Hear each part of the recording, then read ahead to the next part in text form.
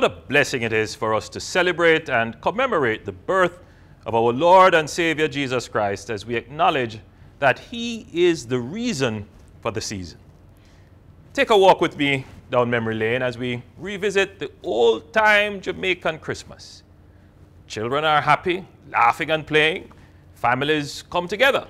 The barrels are cleared, carols are playing, traditional spirited sorrel and fruit cake being made. Rice and gungo peas being cooked. The aromatic smell of every kind of meat is on the table for the Christmas feast. No one is left out. Sounds of merriment can be heard in every rural community and every urban place. Grand market, Jankunu, and Christmas service. Nowhere in this narrative is there any room for violence. Our children are safe. Returning residents have no fear. No guns are about. Peace and joy, kindness and happiness abound. This is the true, authentic Jamaican Christmas we can enjoy once more, where everyone is looking out for each other, spreading good vibes and good cheer.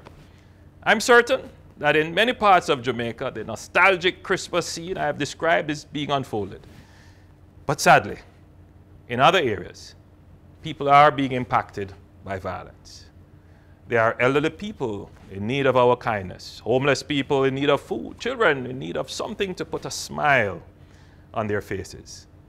I invite you to remember the poor, the sick, the disabled, the forgotten, the marginalized this season. Let them benefit from our charity.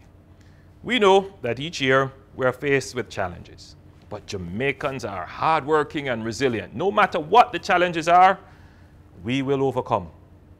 Despite hardship, we will persevere. Despite disappointments, we will press on. Despite challenges, we will rise.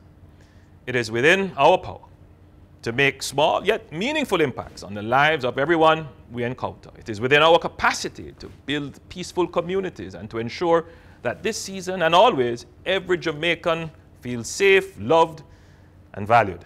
Let us demonstrate the true meaning of our Jamaican spirit, giving with love, being good neighbors and good countrymen and women.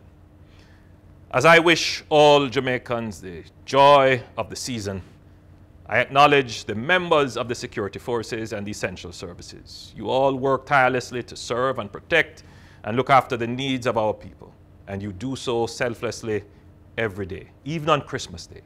We recognize your sacrifice, and we are truly grateful. As we celebrate this Christmas season, I leave you with Luke 2:14.